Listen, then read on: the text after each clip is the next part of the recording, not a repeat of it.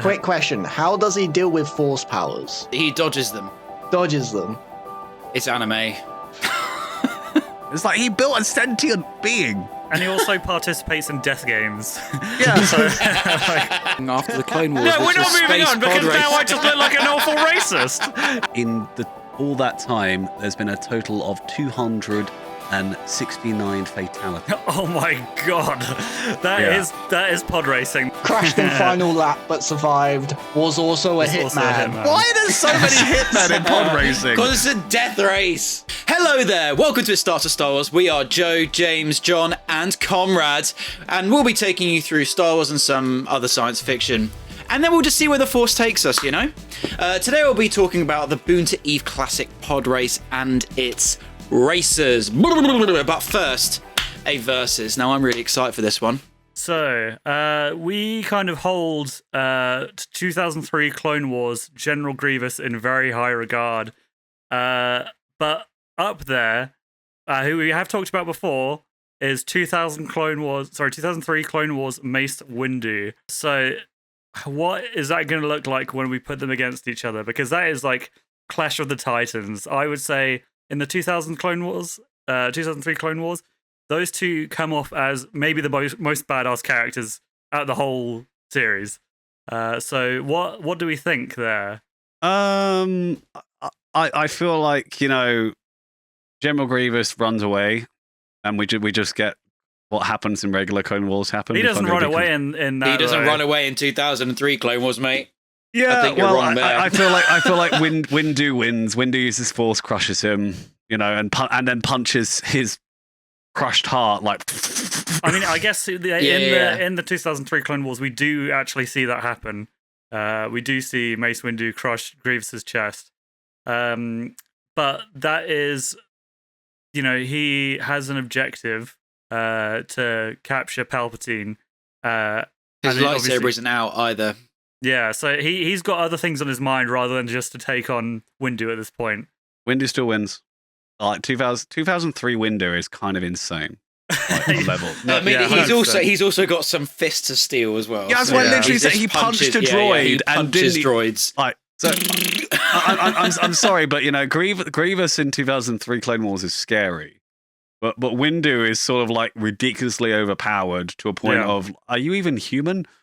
So I'm sort of like, if it was any other Jedi apart from maybe Anakin, Obi-Wan, or Mace, but it's literally the most powerful version of Mace Windu is, and he's pretty powerful anyway.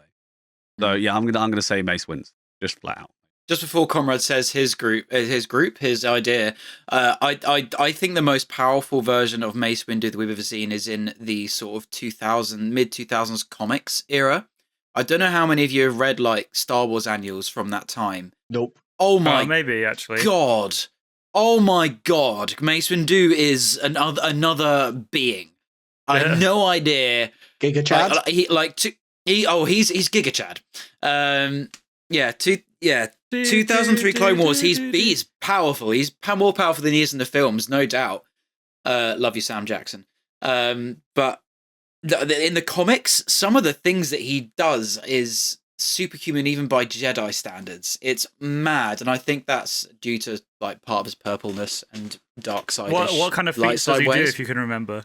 I can't remember exactly, but it's like taking on Asajj Ventress, Sora Bulk, and another Jedi on at the same time, and literally I'm playing with them.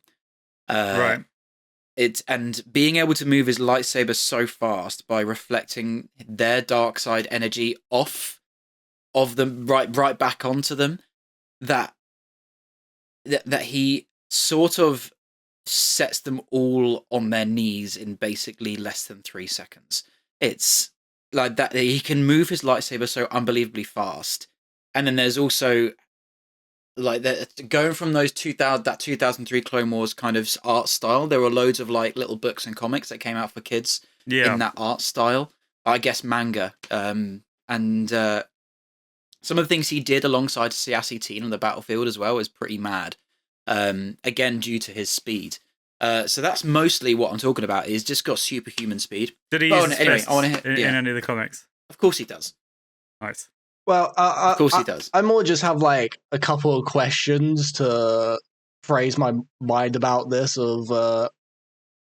So Grievous is one of my favorite characters, but he's like an assassin, right? He's not. Has he been seen much to do one-on-one stuff with like people where he's not just trying to assassinate them? So I don't get how he kills Jedis for a living. I would say he's less of an assassin and more of like an actual commander. It just so happens that obviously he's very skilled in lightsaber combat. Yeah. And it doesn't officially. I think in the 2003 Clone Wars, he was officially labeled as a Jedi hunter, and then made general because of that. That makes sense. Okay. Which is obviously not law now, but the one scene I have in my mind, though, of the matchup between Grievous and Mace Windu is Obi-Wan jumping over his windmills, his lightsaber windmills. I'm just I'm pretty sure Mace Windu could probably take Obi-Wan, right? From his Giga Chad status and stuff like that. Yeah. So if Obi-Wan can match up fairly against him, yeah, he's going to get destroyed by Mace, isn't he? So my thoughts on that is that I don't think 2003 General Grievous and Episode 3 General Grievous are the same character, because George Lucas said so, basically. Okay. Do your impression, come on. He's really not very good. He's meant to be a coward. He's only got 6 arms. I don't know. So is it 6 arms? They're not. No, he doesn't. No. It was a little joke. It didn't land. I do apologize. I'm sorry. Terrible. Yeah, I agree. Basically, he's not very good. In Episode 3, he's not meant to be. So he's meant to be sort of broken, like a sort of worse version than Darth Vader. But obviously in 2003 Clone Wars, he's a better version of Darth Vader. Yeah, I suppose in 2003 Clone Wars, we do see him more as that Jedi Hunter. Whereas, I guess, like kind of canon General Grievous is more of the general part. So yeah. I guess, that goes to my sort of like... Again, how was he defeating Jedis in his peak? Was he like assassinating them? Like just brutality, really. Brutality? Yeah, brutality. So you see this in a training scene with Count Dooku. Count Dooku has sort of perfected lightsaber combat, hasn't he? He is a master of Form 2, which is just against lightsabers and swords and fencing, etc. And he's sort of telling. He's telling Grievous to not keep using the standard attacks, use the unorthodox, start doing your acrobatic shit that puts people off, that shows people that you are intimidating, and break them before you engage them. And you sort of see that in practice the first time you see General Grievous in the 2003 Clone Wars TV show. You see him overwhelming the Jedi forces into that sort of semi-destroyed crashed ship, and he defeats their sort of confidence before he actually engages them, and then we see Jedi Shaggy die.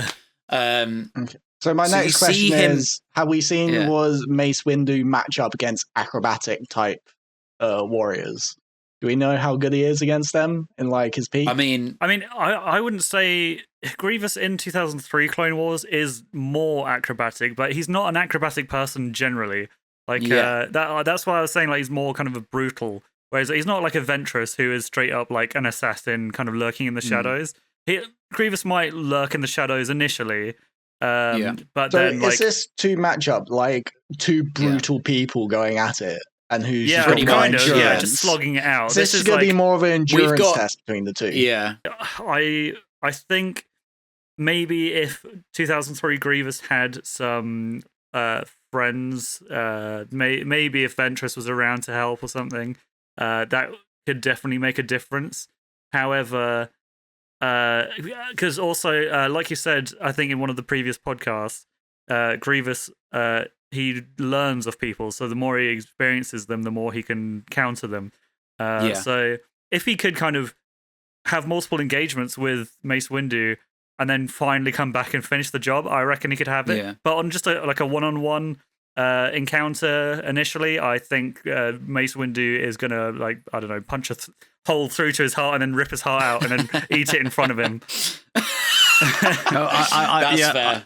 I 100% agree with Joe there. And although I will say that, Grievous in the 2003 Clone Wars is very, like, fear, very similar to Vader in the fact that he's like fear. He feeds on that fear, not in terms of Force use, but he uses it as a tactic in his warfare, in his hunt for the Jedi.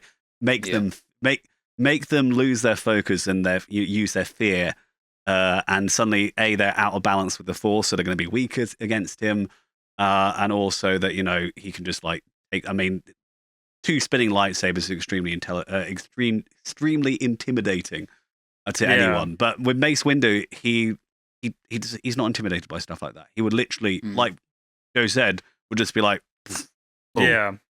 I do think I was just gonna have another comparison here. Is Ventress, probably doesn't want you to know that she's there, and then she'll jump you. Whereas Grievous, he wants you to know that he's around, and that will fuck with you mentally because he's somewhere around here. He's got his army in front of him. You see him in the background, just slowly walking to you, like with some sort of Darth Vader aura. Oh yeah! Oh no, he's aura farming. Exactly. So I think this is where it comes down to me, because I think this era of these two characters, I think they're both evenly matched in terms of just sheer brutality, aura farming, and just, I guess, showing off, for lack of a better term. But I think it comes down to Grievous's preparation and Mace's training. Because Grievous with preparation time, or 2003 Grievous preparation time, I think he's like Batman. I think he can get anything done. But I think Mace Windu, his preparation time is his training. He can so easily adapt. He'll struggle adapting to that. You saw him struggling adapting to Sidious, even when Sidious was kind of taking a knee and letting him win. You still saw him put up a little bit of a struggle. But I feel like he would adapt to what Grievous does. I feel like he's so in tune and overconfident himself that he would find a way and look for the little things that he could do. For example, like we saw in the Clone Wars when he Force crashed. I wouldn't say he would do that, because I think as all the Jedi were at fault of this in the Clone Wars, I think he would rely not solely, but primarily on his lightsaber, which I think is a little bit of a fault of the Jedi. But I do think Mace sort of just about takes it. Even, I think Grievous, if he has a lot of prep time and he knows the situation and he's in pure control of the situation, I still think he has a good chance. But I think Mace Windu has more of a chance, whatever the situation is. I think Mace Windu takes it, personally. Mace Windu takes it. Well, just to have a question very quickly. Do you reckon Mace Windu, 2003 Clone Wars Mace Windu, might be maybe the most powerful Jedi ever? Because, like, seriously, because, like, the feats that he pulls off in that is just, like, outrageous. It's insane. Obviously, like, you've got characters like Starkiller and, like, Anakin and stuff who are, like, super powerful, even in canon, but, like... You just triggered an idea for me. I think this would be sick. Yeah? Go on. People have been toying with the idea of a Force Unleashed 3 for years now. Fans have, at least. And I don't know if you guys saw that recent interview when Sam Witwer was interviewed about the Darth Maul show, but he was asked, would you do another Force Unleashed game? And he said, I'd shave my head tomorrow. So, like, I think, like, to be fair, I would love to see. I would love to see. Like, it wouldn't. It wouldn't be canon, but like having a split screen sort of multiplayer game you can play with your friends. You know how you can do Star Wars Battlefront 2, the campaign with two people. Yeah. Have Mace Windu back from the dead with a mechanical arm and Starkiller. Yeah. Like, come on. That'd be a cool co-op game. That'd be sick. Yeah. That would be pretty sick. Yeah. That'd be a sick co-op game. Quick, call we EA. would play that. Call EA right now. Get them to do it. Get them to fucking do it. Right, so Comrade, I don't think we've heard I think I'm your going verdict is with yet. Mace Windu, since I'm less educated in the 2003 sort of like You're era allowed and to. stuff. You can just do what you normally do and go against the tide and go Grievous if I you want. was thinking of that, but I'm just like, I don't know, like it's two aura farming characters, and I've just seen. I question how Grievous is actually a killer of Jedi in the thing. I need to see that first before I actually make a proper judgment. We'll so send you a link. with Mace.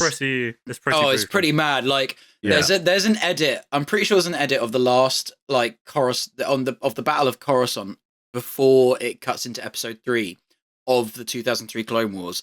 And I think it's just General Grievous with Doom music behind it. All right. Quick question. How does he deal with Force powers? Let's move on. He dodges them. Dodges them. It's anime. I swear with your Thanos versus Darth Vader, could he not dodge them then? If Grievous is dodging them? No, yeah. It's true. I think he does kind of use speed to and just sheer aggression to kind of try and counter the Force abilities. Like apparently his that's why I went with sort of like well. how naturally would he be an assassin then? Sort of like get in there, kill them before they can sort of like react with Force and stuff like that. His main disadvantage. That's why I'm siding with Mace Windu. Like I need to see how he does it before I agree with him. Even though naturally I'm gonna side with the evil Grievous. He is my favorite character. But that's my emotions. Yeah. That's not my logic saying that. So yeah, that's cool. Oh, I fucking love talking about Star Wars, man. I suppose we got Mace Windu wins. Yeah. Just before we move on, though, I just want to counter something you said, Nick. Remember, it's not anime; it's an American cartoon. It's blah blah blah. I know, but people are going to call us out on it.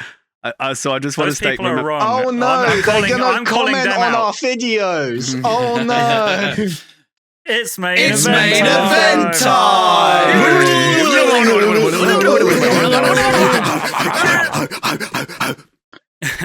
Weirdos.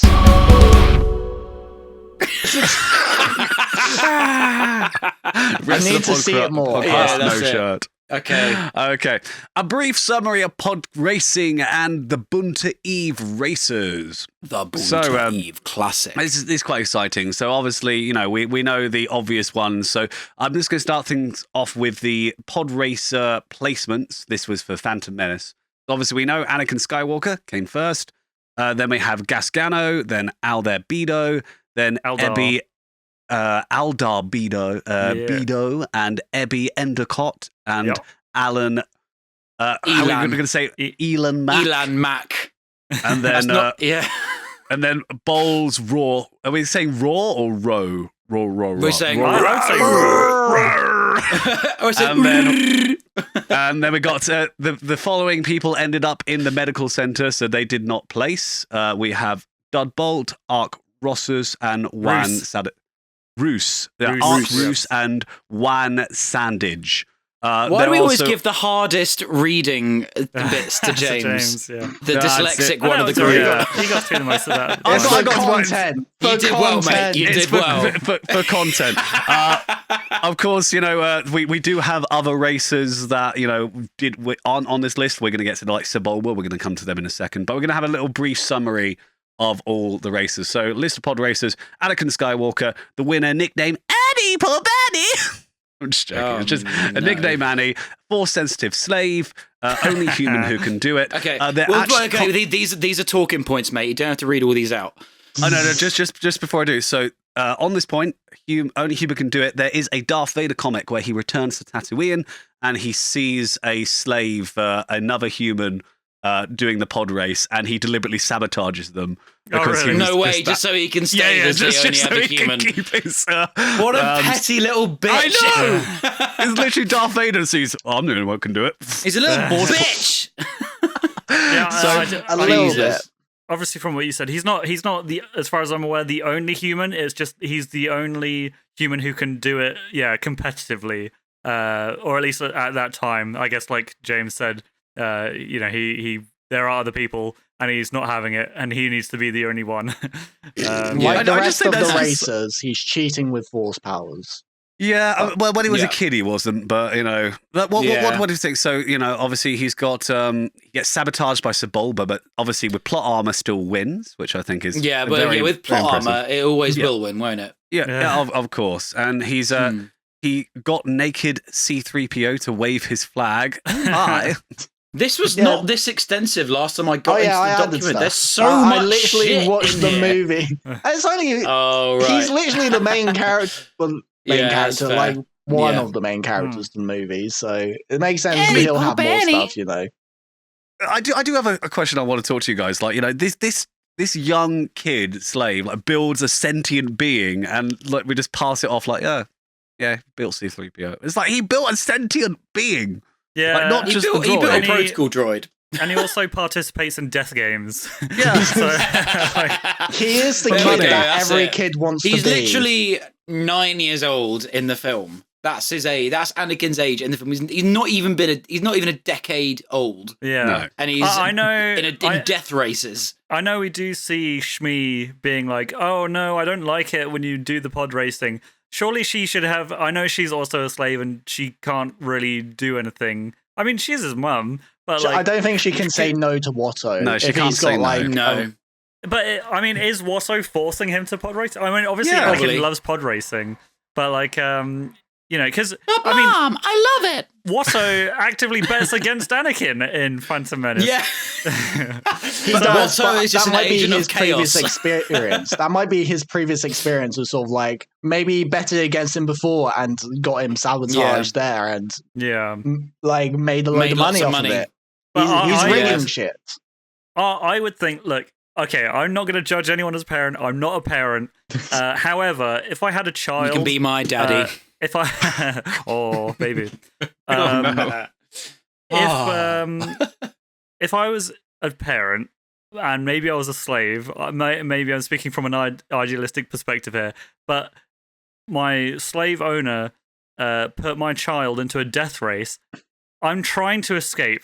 It's not about me anymore. I'm taking my child and running. Like, did she? Okay. I will save Shmi here because they do have. She does state that they collars, have. Don't they? They have explosive collars. Yeah, that's true.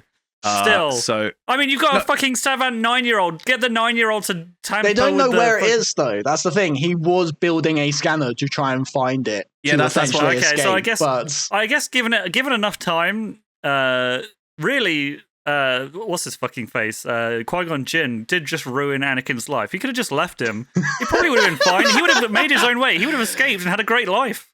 He takes Anakin and indoctrinates him into his religion. I mean, that's literally what the Jedi do. They go around freaking, you're powerful in the Force. I'm going to indoctrinate you into religion. Hooray! He's a Jehovah's Witness, is what you're saying. From their parents as well. They're literally just culting it. He's a Jehovah's Witness. Yeah, pretty much. Mormon. So there was something you mentioned about what would happen if Anakin was sort of just left alone. I know Palpatine did know where he was. He knew of it. He knew of his existence. Not really. There's sort of. Okay, but that's not what I'm talking about. But basically, there's this brilliant guy on Instagram called Darth Veritas. He's actually mentioned us in a thing. Really? Because, cool. Yes, he has. He's got like 30k followers, and I kept commenting on, can you do like a fan theory or just explain who these guys are? It was a few months ago he did that. That was lovely. Darth Veritas, we love you. I love your content. I love seeing your videos every day. Muchas gracias. Stalker. Yeah. I'm alright with that. And basically he did this insane, like, short 3-4 minute fan theory of, I can't remember exactly what it was, what the exact point of the story was, but part of the story was that Anakin was left to his own devices. And he became like a huge pod racing star. That became his thing. It was such a well-written fan theory. I just wanted to shout out Darth Veritas because he's got this wicked fan theory of if Anakin was just left to his own devices, basically. Yeah. It was really cool. That's a cool story. Yeah, it is. I do want to see some more Star Wars what ifs. I would like to see some Star Wars what ifs. Obviously, we get Rebuild the Galaxy is the closest thing we have to a Star Wars what if. and the Star Wars What If comics that we got as well, with White Vader. That's pretty Yeah. But I would like to see that done. That'd be really cool. Is there another series of Tales coming out? Yeah, I'm sure there'll be more. I thought they were going to stop at Empire after how. Not Tales. Really well. The other one, the anime. Yeah. I think there's a third season coming out. There's a third season coming out, and a longer form episode as well. They've announced. Right. Okay. Which sounds interesting. Well. Right. Yeah. So, James, I know. Yeah, sorry, James. I know you're not a massive fan of him, but if you want to look up some really, really amazingly well written, sort of fan theories, or not fan theories, but what ifs, then Star Wars Theory has got some wicked ones from when he first started. It's what made. I've watched most of his fan theories as well. I used to really like his stuff, and I but I then just he think started getting opinionated. Yeah, fair enough. As soon as he started, it was. I can tell you exactly when it was. It was as soon as he got the Vader fan film, which I do think is really cool. But as soon as he'd done that, suddenly he knew how to make Star Wars. And every video after that, he hated every other Star Wars done by someone else. I think people shit on his fan film as well. I don't think people even love it that much. It's interesting. I'm looking forward to seeing the second one. It's great, but it basically is just a short scene, you know. But I think it's cool, and it's a cool concept, and I'd love for them to pick it up. But I think he resented Disney for not picking it up. Fair enough. And I think from that point, you can sort of see a change in him, and he becomes quite his a little bit more politicalness in his videos. The he gets dark quite side angry got to about him. everything. Literally, dark. You know, he. And I like I said, I loved his fan theories. I thought they were really cool, but I don't know if it went to his head or suddenly financial issues were happening. Probably because of I'm guessing that fan film cost a lot of money, and he didn't maybe make as much money back on it as he wanted. He's actually spoken about a lot of the stuff you're saying, because he's talked a lot about. I'm not saying like I'm justifying his actions or unjustifying his actions. I'm just saying this is what I know. Yeah. He's spent a lot on the second fan film that he's making right now. He spent about $250K doing it. Yeah. He's spoken already quite a lot about he doesn't really care about making money on the Vader sort of fan film that he's creating, because he cares a lot about the story and he likes the character. So I'm going to go back at you and say he's already talked about not really caring about the money situation, because he's already doing quite well, especially with his lightsaber company and doing all that. My original point for bringing him up is that he does have a lot of in-depth knowledge about the Star Wars universe, and I guess like Dave Filoni has, and I do think he writes good what ifs, and you can see from I don't know when he started the channel. Like, I started watching him from 2016, and I think a lot of the stuff that he's got on there from 2016 onwards until but I still watch his reviews and stuff. I'm a consumer of Star Wars Theory. I actually do quite like hearing what he has to say, because I think if any fan has the right to say what they think, regardless of what that is, I think it is him, because you can see how well he can write within that universe. And I'm not going to defend him and say, because, for example, one of the things that I fundamentally disagree with what he said is what he said about Andor. I think Andor is almost a flawless Star Wars TV show. And for some reason, he only likes it from the halfway through the second season onwards. Fine to have his opinion, but that's something I fundamentally disagree with him with. But I also respect his opinion on that. I don't necessarily, but I do think if anyone deserves an opinion as a fan, he can have that. That's my own personal opinion of Star Wars Theory. I like watching his stuff. I understand sometimes, sort of like the Ronnie Radke of the metal industry. I sort of understand. I think I respect his opinion. Don't agree with everything he says, but I do like watching his content. That is fine. I'm not saying you can't watch his videos and stuff, because I still watch some of his videos. I just can't stand it when he gets really angry about the state of Star Wars. And then, maybe I'm not annoyed so much at Theory, but his fan base can be really, really toxic. And you just look at the comments, and they're like, Disney have destroyed Star Wars, and it's gone now. And obviously, because he's such a big content creator, he can't really steer too far away from that. And I think sometimes he'll read a comment and maybe like make a video on it, and he'll reflect that opinion and sort of take that on board in his next video. I don't know, but at the end of the day, you can like what you like, and you can like it. I'm not here to be the police. I kind of don't like how it's more of an American thing. I think people can't just say that's not my cup of tea. Obviously, America doesn't have teas, so they can't. They just can't do it. They just can't do it. But there is a saying for okay, that wasn't for me. Like for example, Star Trek. Do you remember Star Wars released that the baby TV show with all the Jedi? For preschool kids. Yeah, of course. Star Trek have just done the same as that. And I'm like, I know for a solid fact that that's not for me. But at least I can show it to my 2-year-old niece, and she'll probably love it. And then she likes Star Trek. Wars, yeah, exactly. It's Star Wars or Star Trek, whichever one I'm showing. Indoctrinating them early. Exactly. But I know that's not for me. But then when that came out, the Star Wars one, and some of the Star Trek ones that have came earlier today because that got announced yesterday, people are like, "What? Who wanted this? No one wanted this." I'm like, dude, this is going to get kids into it. Shut up and let them get into it. Shut up and let them get into it. Yeah. So anyway, I do. Anakin reattached the pod cable mid-race. Sorry,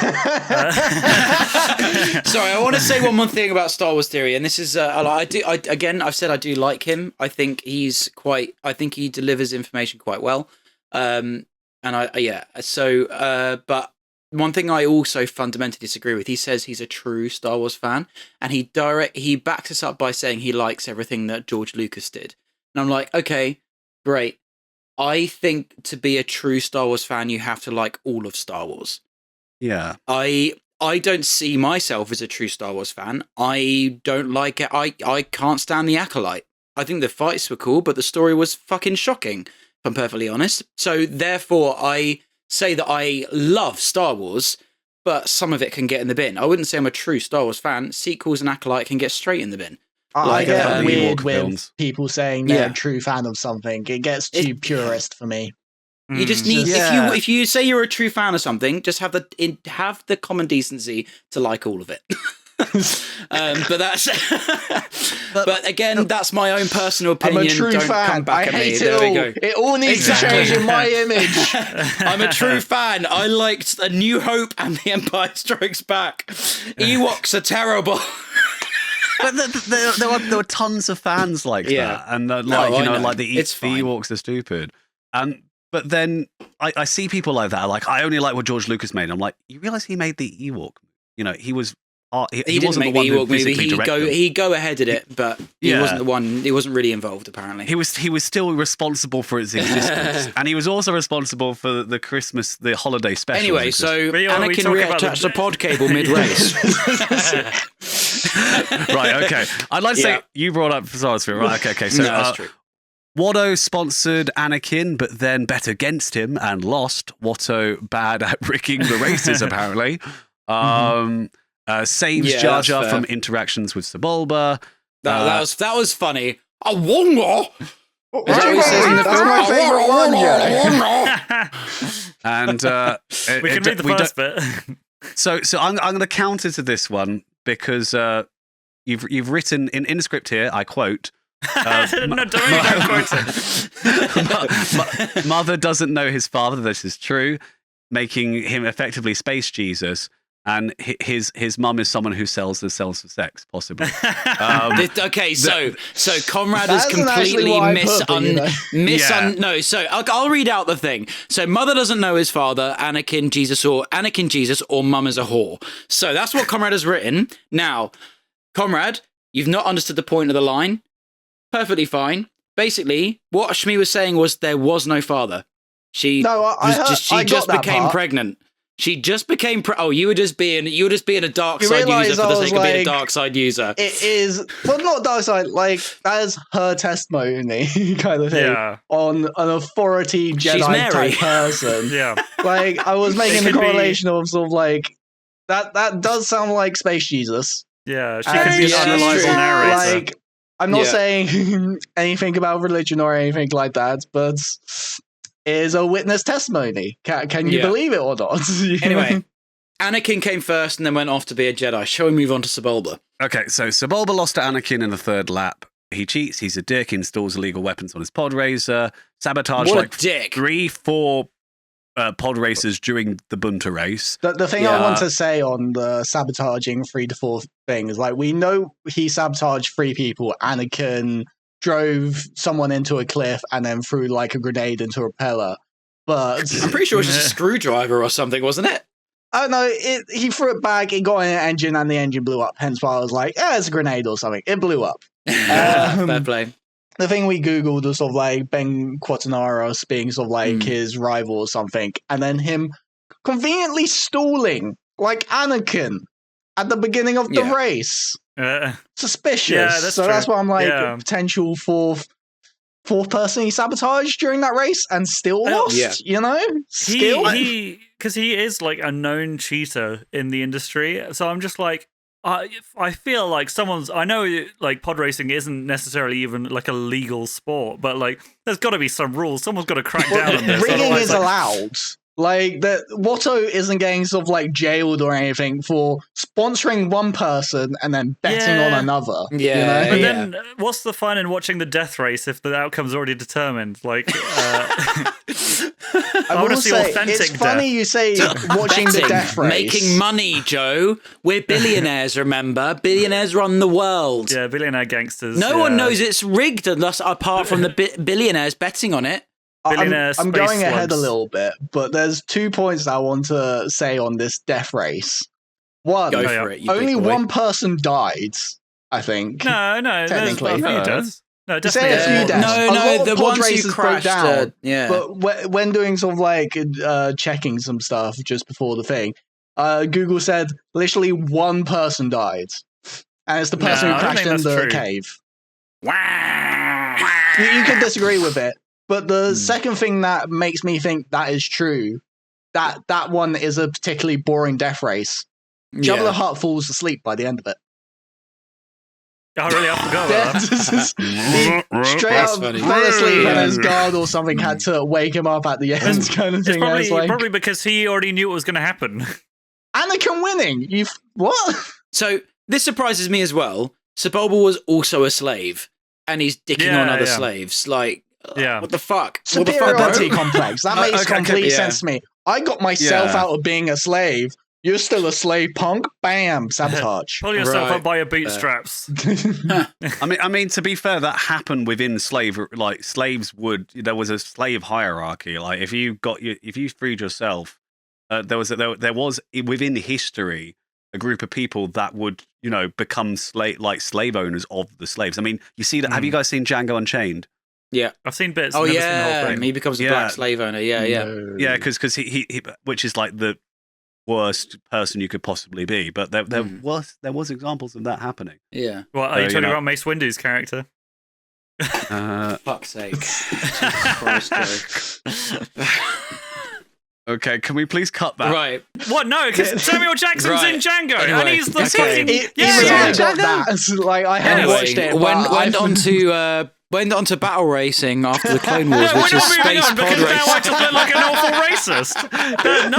He plays. Samuel Jackson is, I don't remember his name, but he's like the Leonardo DiCaprio's like head slave, head housekeeper. I don't really know. Anyway, went on to battle racing after the Clone Wars space. Now we can move on. It's fine. Okay. He's cleared himself.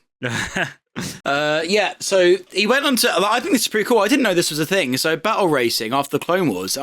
He started because he built up his career as a pod racer, and then went on to space pod racing. Which, let's be honest, that's arguably more dangerous. What an idiot! If this was my point while I was looking into it, it's not 100% clear what battle racing is. I'm sure someone knows, but at least by the vague sounds, the true fans will know. Yeah, they'll let us know. Actually, I'm gonna directly look in the camera. Let us know what is battle racing. We're not 100% sure. So it would be great to actually hear from you. Should we have a disclaimer? Like, a lot of the facts that we said, we're not really 100% sure. No, we're just kind of talking. Do yourself a favor and never take anything we say with 100% certainty. We could all be wrong all the time. I have this is for entertainment purposes only. This is entertainment. We are an entertainment podcast. If you're looking for facts, fuck off. Yeah. And this is where this comes up quite a few times in these points. There's a lot of sort of relation to F1 drama in the build-up, in the backstory to the pod race. Apparently Sebulba and Ben Quadinaros were F1 level drama of going against each other. I want to say, again, from what I saw, is that happens kind of in the future. So maybe at the time of the Boonta Eve Classic, I don't know if they have that rivalry.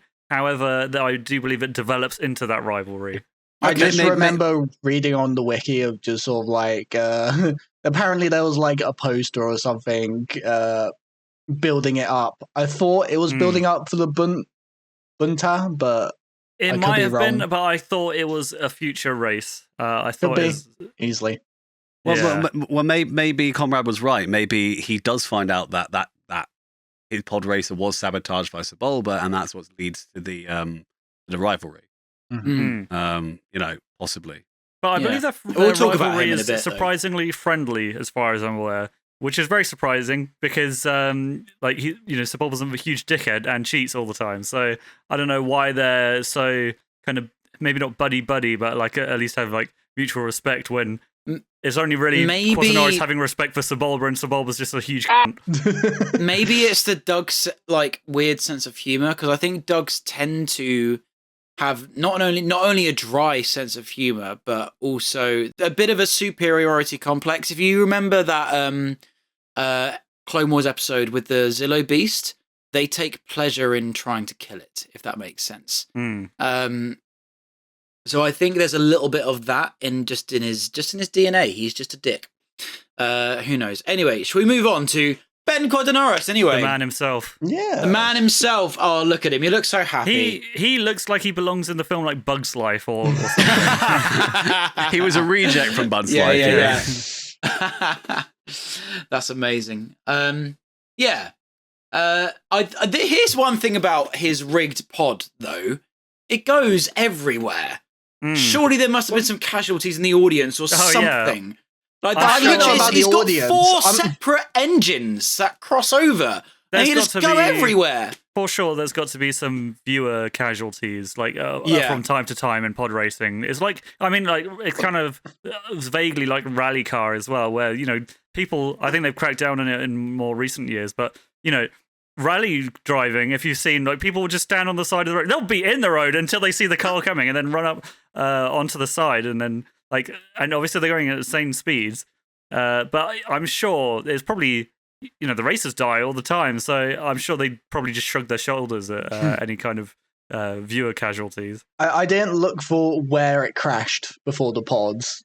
We need that lore. Where did those pods go? Yeah, where did those? Yeah, Game theorist, Disney, get on it. Where did those 4 engines go from that pod of Ben Quadinaros? Well, here's an interesting fact. Obviously, within real life we're talking a little bit about the casualties. I don't know if you guys are familiar with motorbike racing at all, but a very famous motorbike race is the Isle of Man TT. Oh, yeah.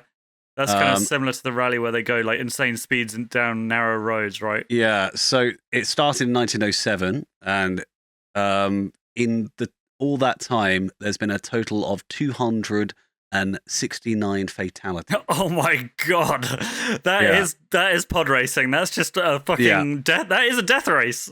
That's real life death race sport. Mad.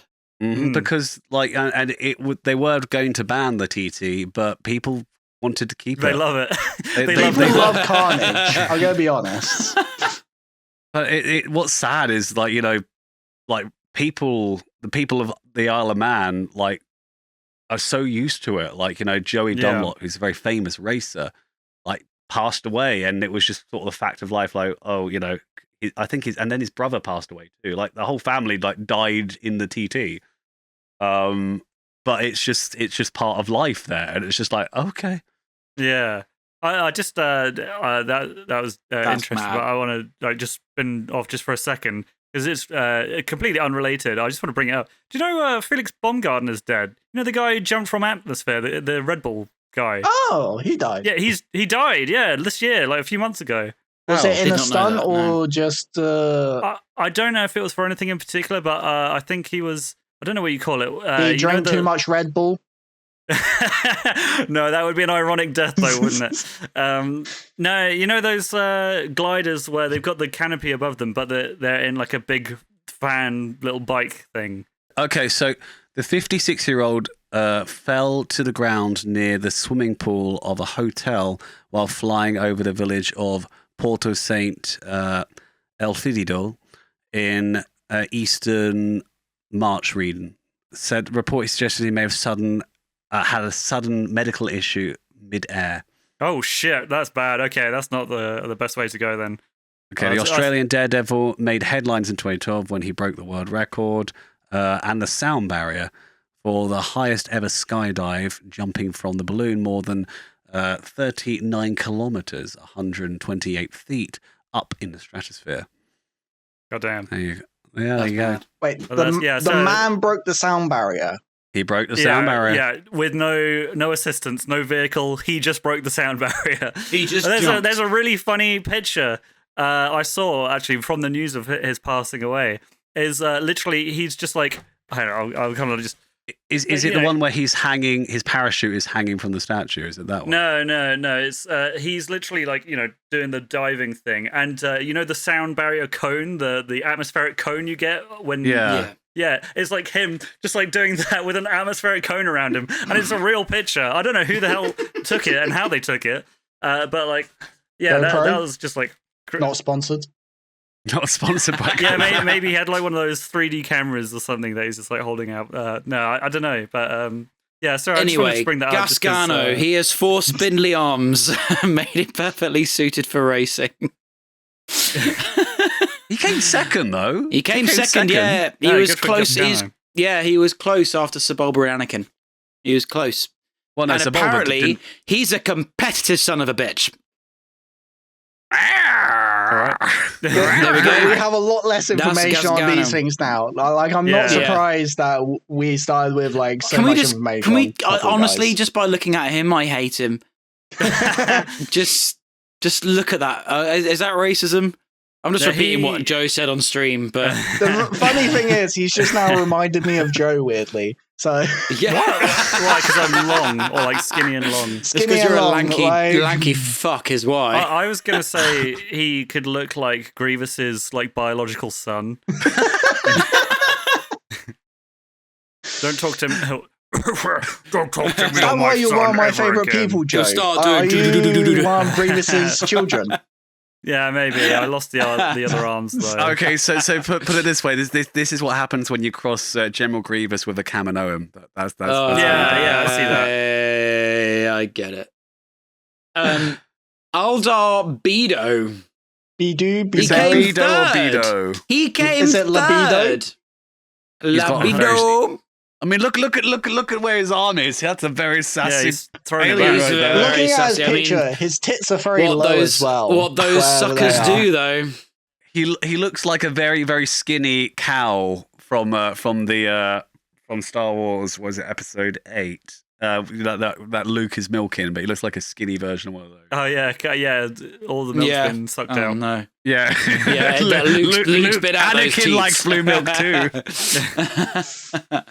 Yeah, he owned it was the longest pod racer in this particular race. Compensating.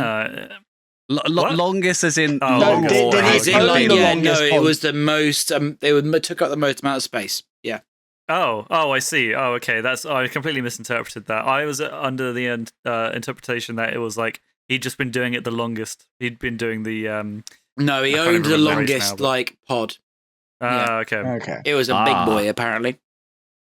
And Yeah, also, and he came how third is as he well. a hitman? He doesn't really kills have the people for stature money. Oh, that has really cleared it up. But how does he? Does he he use his sucker fingers just to? Yeah, exactly. His suck sucker them to fingers. death? He does the ET phone. You're dead. I assume there's some sort of weapon that he has. He's like Rook from Star Wars Rebels. If we were doing this on a tier list, I feel like I could beat Eldar Beedoo up. He got bullied in year 10, so he didn't learn to fight. And then we got Ebby Endocott. Oh god, he's another one that I want to die. Got into pod racing through daredevilry, just like the guy we were just talking about. Performed stunts and I guess shit like free running. Thrill seeker, basically. Okay, Why free running? That's he does not look like a dev. I don't know if any of you can see this picture. That could be peak physical condition for this species. We don't know. Who put free running? That was Conrad. That was John, not me. Thank you very free much. running. What? That's not daredevilry, really. Free running. What? What? Like doing it over heights and shit? I guess so. Wait, with his weird cone thing, wouldn't he get a lot of wind resistance though, free running? I was thinking more like Evel Knievel, doing jumps off. What are you doing? I'm reading the sell date on this, and I'm going to put it down now. And then pouring it on your head at the same time, evidently. Is it not living up to standards? So it's been in Ben's fridge since we've been living here, and I just thought, fuck it, I could do with another drink. And isn't it turns alcohol? out I'm sure it's fine. that went out of date in June. Oh. It's alcohol. Right. Just drink it. You'll be fine. You'll be fine. Okay. Then we got our next person whose real name is Cam Nail and is Alan. I always say Mac. Alan Mac. Ellen Mac. Yeah.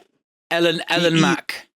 Ellen Mac. Oh, so maybe it's a girl. I don't know. But oh my god, it does look like someone put looks like Roger from American Dad. Yes, it looks like Roger from American Dad. 100%. If Roger from American Dad made love with a banana, and this was their child.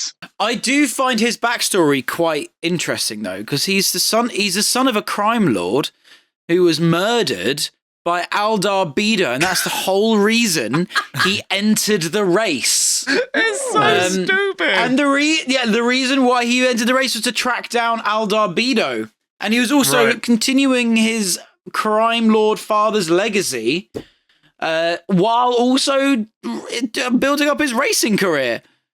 That's mad. To be fair, if I saw someone that looked like Ellen Mac, I'd want to kill them as well. Like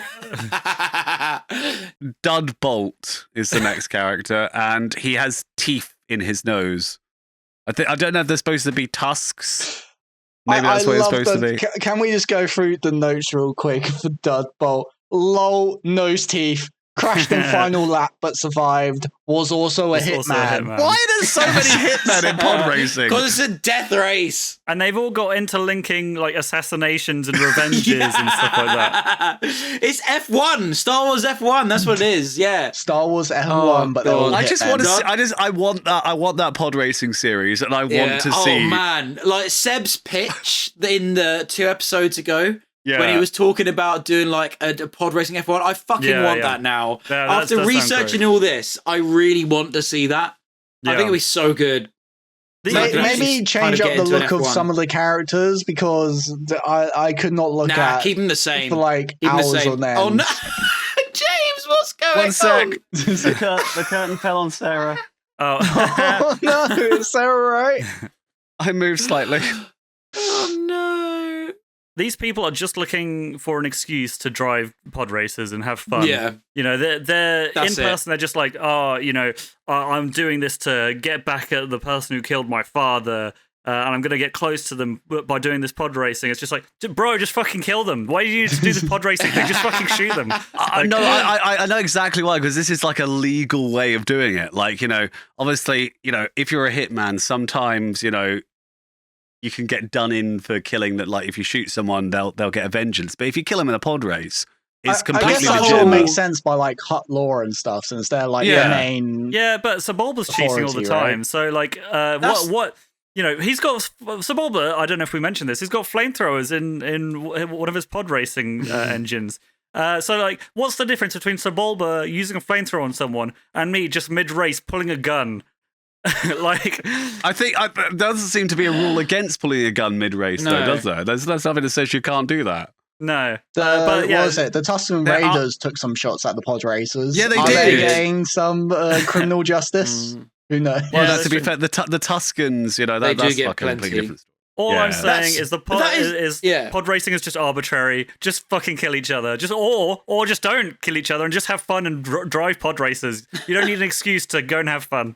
I'm gonna say that is the whole premise of Alita Battle Angel, though, with the actual what is it? The actual race, roller, the actual racing when they're literally just hitmen all trying to kill Alita, and they're like, we can do this legally now.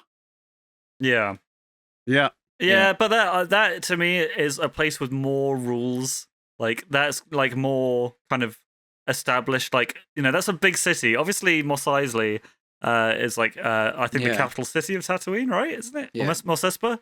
Mos Eisley is its capital. Is it? I don't know actually. I can't remember. It's either Mos Eisley or Mos Espa. It's one of them. But I'll look it up.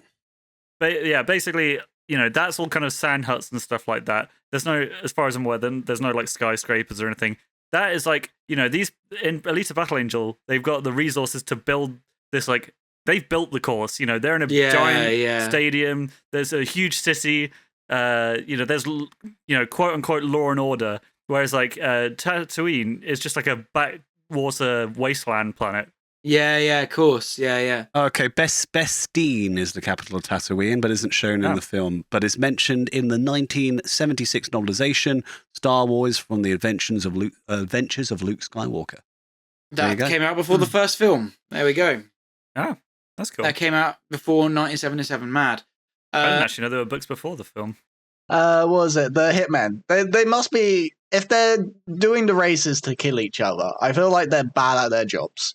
Because, again, I'm going back to, there's only one confirmed kill as far as I'm aware. And that's them crashing while trying to look at Anakin Skywalker. So if anything, that's just adding to his kill count, which he is great at killing a lot of people. Started from a young age, now he's there. Anyway, Ark Roose, nicknamed Bumpy. Nice. Ark Bumpy Roose. Apparently he's incredibly dim-witted. He's pod raced for a long time, and his main approach to pod racing is just crashing into the other racers, often hospitalizing himself. This is my favorite backstory of a character. This is who I probably relate with the most. This is in all driving games and everything like this. I feel like this is my strategy. Oh, I love that. And that's amazing. It comes out similarly to Bumpy. I'm not good at racing games. It's Comrade. Boonta Bowls Raw, the Boonta Eve Classic regular entry. He looks like a wolf monkey man, and he beat Sebulba on 2 separate occasions. I feel like this might be the person I bet on if I had to bet on any of them. Like he's probably got great odds and have a good chance of winning. We've also seen Sebulba just get disqualified from his pod being destroyed, so I don't know whether it's a compliment whether he's beaten Sebulba, but that doesn't say that he's come first. But no, he's come first in a couple of races. It's said in the movies. Okay. Wow. He's won twice. Amazing. Underrated. Mars Guo, the GOAT. He's the one who is it the second lap? Yeah, on the second lap he hits the wait, no. How does he crash? I can't even remember now. Does he get forced into the middle and then hits the rock in the middle and goes straight into it, and his engines go flying? Because I was getting confused with Rats Tyrell, who will come up in a bit in the cave. Yeah. But yeah, no, you'll recognize him by his distinctive. So apparently, he preferred a very large pod racer, which, despite his size, was rather fast. Just exists, no backstory. Great information. That's one of my favorite backstories. Just exists. He just a character who just liked. He lived on Tatooine. He liked pod racing. There you go. He has no origin. He's just always existed. He is a god, an elder god. He's always pod raced. Amazing. Okay. Death is not confirmed. Yeah. He survived that. Yeah. Okay. I'm watching the clip now. So he flies off and he just survives. So Sebulba chucks the wrench goes into the engine blows up, he goes, "Roar!" And then it flies forward, then Anakin hits the turbo, his pod bit flies over and then lands, so he doesn't. Is it when die. the pod goes? Okay. Yeah. So no, it spins over Anakin, and then Anakin sort of goes under it. Boys. There's only one confirmed kill as far as I'm aware. That was a pretty brutal crash. I'm surprised he survived that. I guess the center of the pod is sort of like in like ejecting your canopy. Yeah. And I guess that's how that sort of works. Oh, it's a deleted scene. In the deleted scene it says that he survived. What? Interesting. Okay, I did not know that. See, he's not the one that I'm most surprised survived. There's another one coming up that I'm really surprised if he survived. Like that's who I would say would die if someone else died. We need more Mars Guo lore. Yeah, we need more Mars Guo.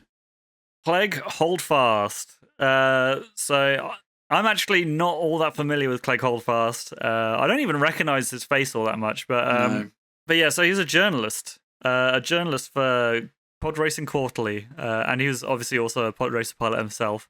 But that's interesting that there is dedicated journalists, and there's a dedicated magazines apparently exist in the Star Wars universe. That's mad, isn't it? Yeah, or like a holographic version of them. Yeah, magazines barely even exist now. Can I state something? This is ridiculous. Okay. So I've just looked him up, and obviously there's all the pictures that you've got here. But if you want to get a figurine of this guy, they are like the cheapest one I can see is £26 for a figurine of this random character no one cares about. There's one going for £70 of this character. Honestly, in models and stuff like that, that's not that expensive, dude. I'm gonna be real. Really not. No. I know, but what I mean by that is it's a tiny little figurine of him, and it's I have really a plastic poorly crack detailed. addiction. Holdfast would not complete the Boonta Eve Classic, crashing in the second lap after his pod racer's engines were destroyed by a blaze from Sebulba's flame jets. Do we see this? Do we see the flame jets? I don't think we even see that. No. I don't remember it. No, I don't think it happens because I don't remember it either.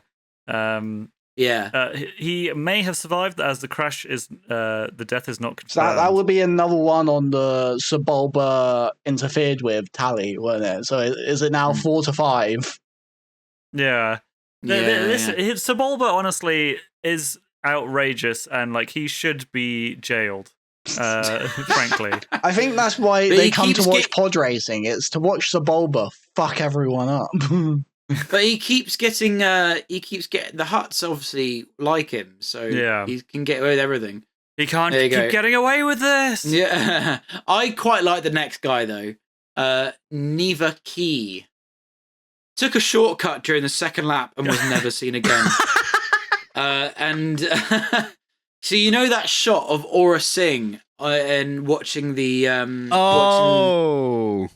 he was brought in by Aura near there. So I assume he was kidnapped and taken to the Hutts, or just assassinated and disposed of. So Aura Singh's a really interesting character.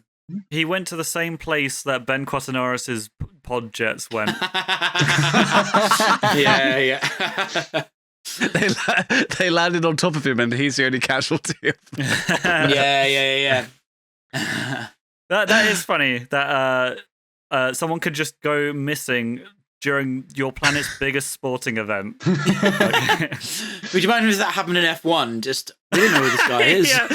Just one day, fucking Lewis Hamilton disappears. He's just gone. And Lewis Hamilton's on out. He's disappeared. He's gone. We have no eyes on him. Can anyone get eyes on Lewis? Can anyone get eyes on Hamilton? How did he even do that? The tracks are not set to There's cameras everywhere. Off. We're live broadcasting this. Where has he gone? Oh dear. Now we have Odie Mandrell, who was hailed from the planet Tatooine. Okay, so he was from Tatooine. He's a native, Has recorded... Has a record setting. A record pit droid team. Okay, there you go. Oh wait, is this the team that fills him up and breaks? Yeah. The one that gets sucked into the vent.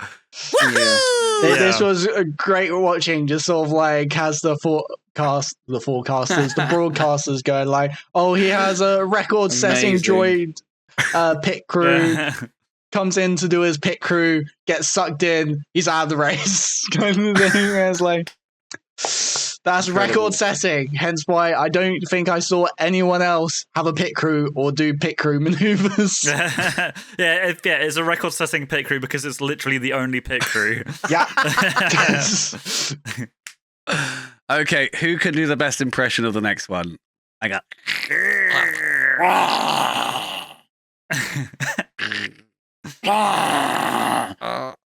That's reminding me of something, but I can't remember what it is. Do it one more time for me, John. Fuck, that is like. This guy properly died though. Like he exploded. Only guy that died. That's his claim to fame. He's the guy that died. We found him. Round of applause, everyone. It's the only confirmed death. I think there are others in here that did crash, but I mean, obviously the other one was there was a lot of crashes. Only 6 people finished the race. I'm pretty sure. Out of a 19 or whatever's here. Yeah, I feel like the best strategy for this is to stay at the back and just wait for everyone to die. Just wait for everyone to die. I'm serious, because half of these races. Stay away from everyone. It might turn like GTA though, where it's like just some person getting out their car who's just given up on sort of coming in pole placements and RPGing the people in first. Just menaces to societies, I do think that it is best to stay with the group though, because again, you got to think about Tusken Raiders just shooting the group. If you stay with the group, you're then less likely to get shot. Yeah, but then you're more likely to get killed by everyone else in the group. I'm taking my own. I'm just staying stop behind. Being a little bitch. There you go. Ratso, I think that's the only thing we have. He was the shortest of the Boonta contestants, standing at only 0.79 meters. He's a small boy. He's a short king. He is our short dead king. now. Rest in peace. Yeah. One of Tyrell's children, Dealan dedicated himself to exposing the dangerous aspects of pod racing, eventually founded the Rats Tyrell Foundation in his father's honor. Okay. So his father has some crazy backstory. A fictional charity made of. Yeah. That's really nice, I think. It is nice, but I'm just sort of like, where has this come from? There's some of these sources. I don't know. This might be sort of like the non-canon stuff that was cut or something like that. Is it beta canon or I don't know, or is it just from? I random also book? quite like the next character though. Teamto Pagales. Pod was shot down by Tuskens but survived. That's a shame. He's apparently a Chad of his species with dashing good looks, a chiseled jaw, etc. And apparently he was utterly hilarious. I want to take this guy to the pub. So he's just a bro then. He's one of the guys. He's just a bro. He's a Giga Chad. He's a fucking good lad. Can one of the shorts be literally that? Just him being Giga Chad? That's my one request for the podcast. I'll see what I can do. It's a good idea. Moving on, we've got Wan Sandage. I mean, he looks like an ostrich. A green. No, he looks like the Grinch. He does look a bit like the Grinch. You're the green one. I can see it. Sandage. I actually think he looks more like Roger, like a furry Roger. Yeah, no, I with see his that arm, as well. He looks like the German scientist in the Clone Wars. Do you know what I'm talking about? No. He tries to poison Naboo. The whole of Naboo? Yes. No, I don't remember that. Okay. Must be. It's very good. Ahsoka almost dies. Earlier series? Yeah, one of the early early episodes in the first. It's been a while. Series. I don't remember that. Okay. If you showed me a picture, I'd probably be like, "Oh, that guy." Yeah. But he did end up in the Mos Espa Medical Center, which does not surprise me. And he was at the back, so first pilot to be overtaken by Anakin. What a bitch! Mm. But he did overtake his competitor, Neva Key.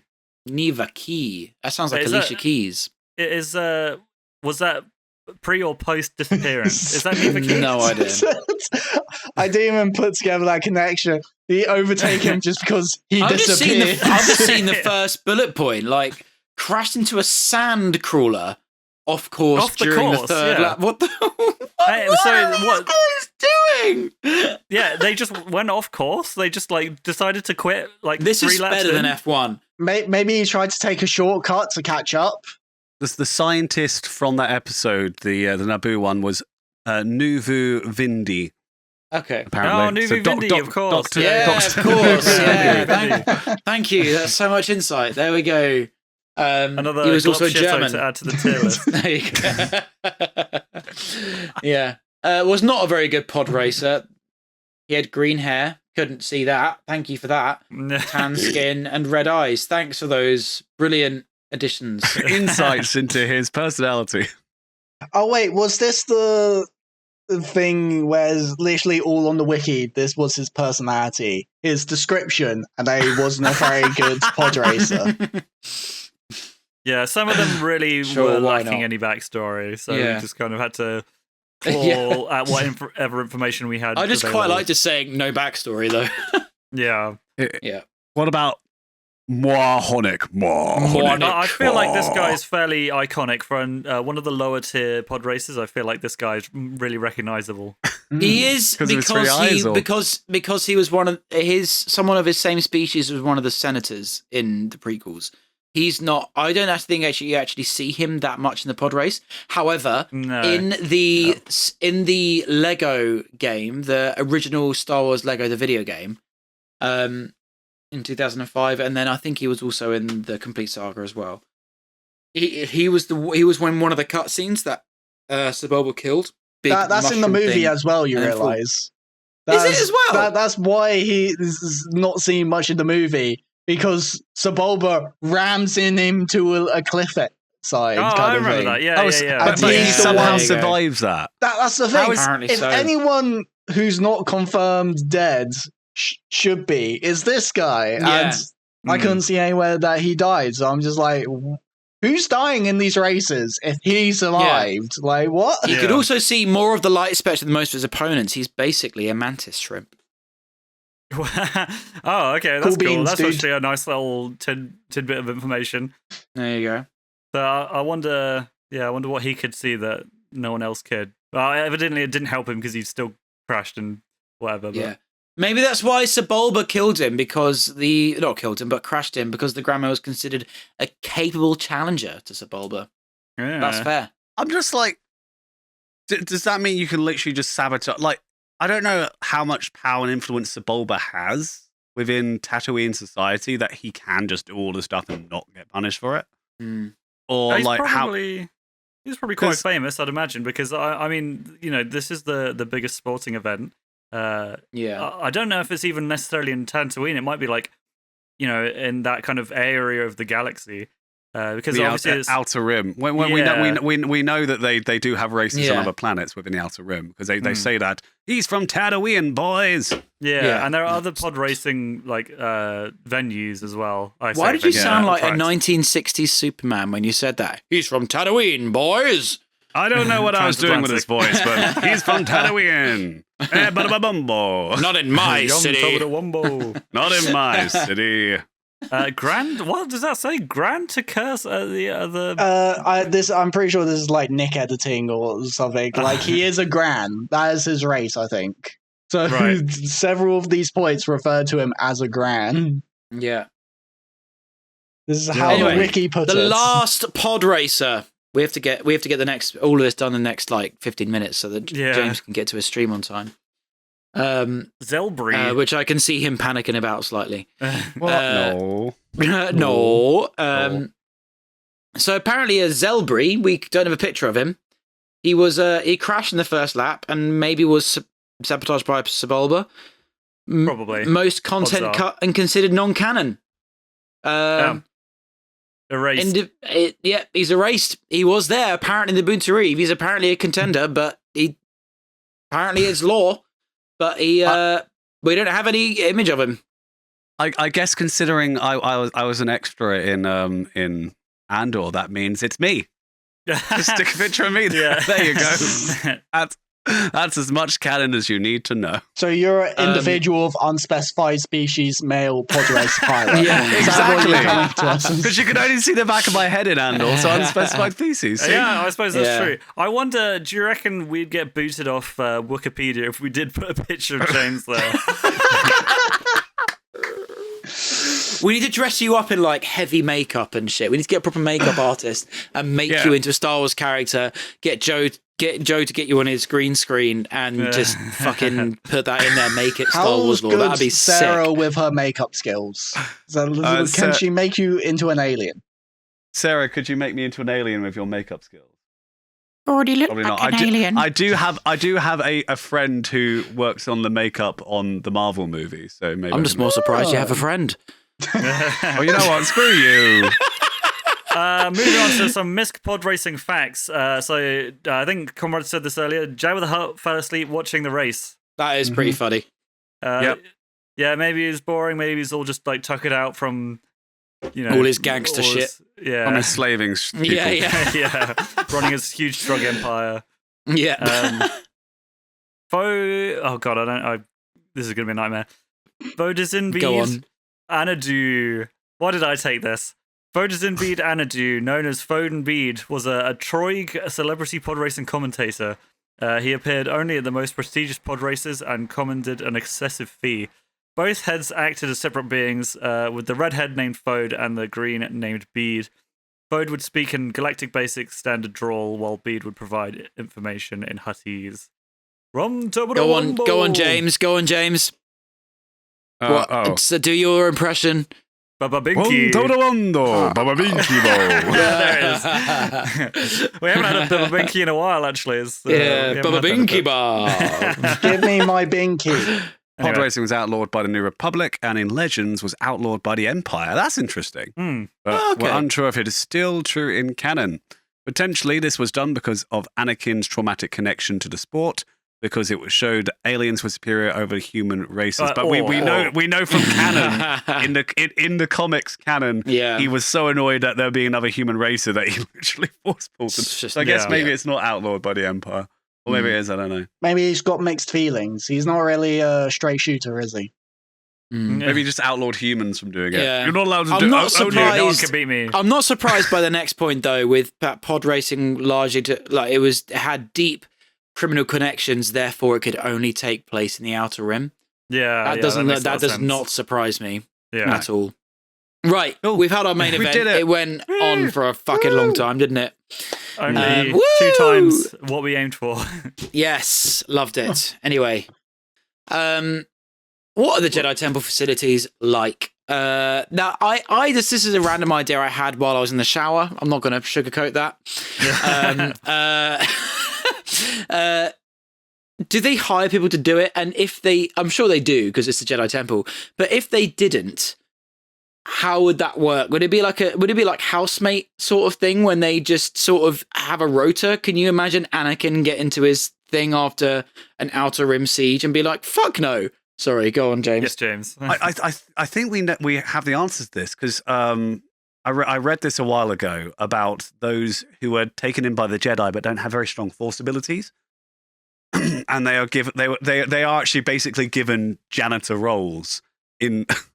It's like become a Jedi. They said, see the universe. They said they are just cleaning with a mop, So I think we know this. Like any youngling that doesn't show is basically a dropout. They don't leave the Jedi Temple. They stay there and they do the menial jobs. If we ever do like a D&D Star Wars themed thing, can that be my character concept? Yeah. Just this Star Wars Jedi dropout who's just mopping where's your source for this, James? Because I don't believe you. That's all right. I'll look believe it up. that. Like, that sounds right. That sounds to me. I mean, literally when talking to you about this like, concept, I said it was like younglings and the sort of like people who aren't as competent. Yeah. It's not going to be Yoda scraping his head against the floors, is it? The thing is, I read somewhere that the less competent ones become the temple guards. I know that a lot of them became Jedi guard, but right. I'm gonna come come back to you once I have the answer for this question. It's possible Okay. I'm wrong. I know Temple Guard was one of the roles that they became, Yeah. but I know that there was a sub. Because all the ones, Well, they got to do something apparently- while they're not guarding, right? Yeah. Well, apparently, this is quite fun about Obi-Wan, is that he actually was just above that level, and he was sort of in the tier of Force sensibility that he could have just been a Temple Guard, but he worked so bloody hard, especially when he got to Qui-Gon's sort of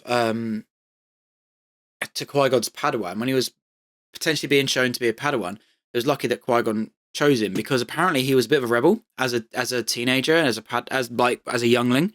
And basically Yoda's idea was, let's pair him up with the most rebellious Jedi, then his rebellious nature will make him more straightforward. And apparently Obi-Wan just worked so hard to just be as good as he could be with the Force ability that he has, which is why he was actually promoted to Knight and then Master, because of just his efficiency and his work ethic. Okay. So grind, but kids. apparently he grind is and the you'll same- be a Jedi Master. Yeah. That's what grinds it. Apparently he has the same force ability as the Grand Inquisitor. Right. And that he's But not he's even that powerful, infinitely- is he? No, he's Right. not. He's an Inquisitor. He was definitely the most powerful of the Inquisitors, but but he was in that tier of just like these Jedi. We don't want to send them out. Firstly, for their own fucking safety, and So he was apparently around that level of like grey area of like, should he be a Temple Guard or should we promote him to Padawan? So It apparently they're makes- the same level. It makes sense what James was talking about, because obviously the Jedi Temple is on the surface of Coruscant, and that's like the nicest place you can exist on Coruscant, because the farther level down you go, the more dirty and unsafe and criminal activity and even monsters and things that will kill you exist, which is also completely random. It's a shame that Star Wars, I think 1313 got cancelled. That looks sick that would have been. from I was about to trailer. mention that. That would have been so sick. Yeah. You know, you as the Padawan, even if you're like not up to being a Jedi, it would make sense that you'd be like, oh, fuck it, I don't care, I'll mop the floor as long as I get to stay here nice and safe in this, like, you know, the peak of this society. You know, you you want to avoid being down there at all costs. Yeah. Go on, James. Okay, so it predominantly was workers employed by the Jedi, according to this. So it was, obviously, they got a lot of people from Coruscant to come work in the temple as cleaners and stuff like that, and to maintain it. There was a small group of Jedi. It's not considered canon, but it is sort of a story of, you know, it was the story the younglings would tell other younglings that were, you know, so it's like, you're going to become a cleaner. You'll end up if you don't become a Jedi. Oh, so just See, playful this is why banter. you should get the younglings to do it. Teach them fucking respect. Yeah, that's true. I'm sure Yoda did at some point. He's a funny guy, isn't he? Imagine hoovering the entire Jedi Temple. Yeah, that'd be a job, wouldn't it? You know what? I wouldn't mind that. I feel Stick your like, headphones in. Yeah, exactly. Because I mean, you know, people play those simulator games where it's just like a power wash simulator. Like, Can't nice, you just practice Jedi powers? Just sort of like you try and blow it away. That's true. Okay, guys, you're missing a simple solution. Just stick a Hoover at the bottom of R2, and then every time he walks by, he's a Roomba. The Roomba feature. Doesn't that make more sense? Just get droid labor to that actually do does all that make stuff. sense. Yeah. That's basically it, yeah. But imagine if it was just a rota for cleaning duty. Imagine if it was just Anakin coming back from like winning 3 sieges with the 501st that like 20 other Jedi generals were not able to complete, and Anakin had somehow managed to do it, and then Mace Windu had just handed him a mop and was like, "Your turn, bitch," and he'd be like, "No." And then Mace Windu punches his chest in and rips the task out, and then eats it in front of him. Oh, that's amazing! That's so funny. They would just get the younglings to do it, because like freaking university professors, like if they have like an undergraduate studying under them, or like, you know, at doctorate level where you have like a post, like you see it in Big Bang Theory, like Sheldon's got an assistant, and he makes her do all the crap stuff. Like, I want to help you, do science. Nah, go get me coffee. Yeah. It's that. That's what the younglings would do. Have you guys seen Attack on Titan? Yeah. The first Not all of series. it. So, Yeah. I've seen it so all. if you've seen I've seen all of it as well. If you've seen the first series, you will know what this bit. But it's that section where they have to go into like territory to try to test Eren's powers, and the first thing is like Levi has him a mop, and they get really, really snickety about the cleaning side of things, and it's the most elite soldiers of it's Levi. Nope, it's not clean enough. No, you got to do it. Yeah. But now we clean. I'd see it sort of a bit like that. Yeah, exactly. Yeah, that'd be funny.